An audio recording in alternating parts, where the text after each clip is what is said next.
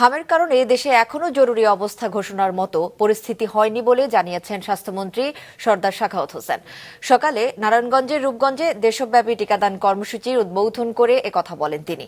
স্বাস্থ্য অধিদপ্তর জানায় এই কর্মসূচির মাধ্যমে 1,78,00,000-এর বেশি শিশুকে দেওয়া হবে টিকা। এদিকে আজও হামের উপসর্গে ময়মনসিংহ ও সিলেটে 2 শিশুর মৃত্যু হয়েছে। বিস্তারিত প্রতিবেদনে।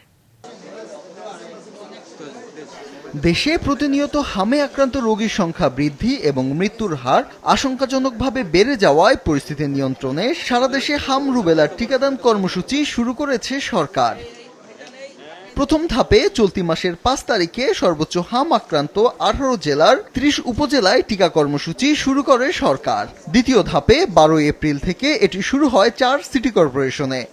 এরই অংশ হিসেবে আজ সারা দেশে হাম রুবেলার চূড়ান্ত পর্যায়ে ক্যাম্পেইনের উদ্বোধন করেন স্বাস্থ্যমন্ত্রী মোহাম্মদ সাখাওয়াত হোসেন। আমাদের বর্তমান মায়েরা, আপনাদেরকে আমি খুব শ্রদ্ধার সাথে বলি, শুধু ওষুধ দিয়ে মানুষকে ভালো করা যাবে না।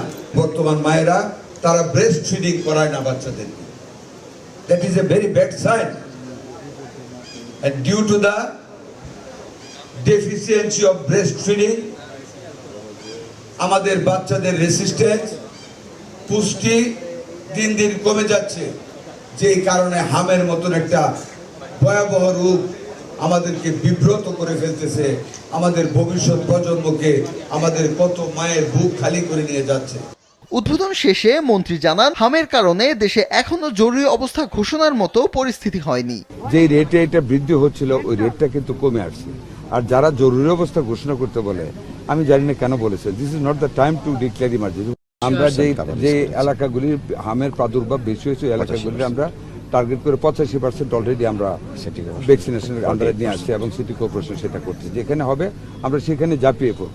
স্বাস্থ্য অধিদপ্তর বলছে, তৃতীয় ধাপে এ কর্মসূচির মাধ্যমে 1,78,00,000-এর বেশি শিশুকে দেয়া হবে টিকা।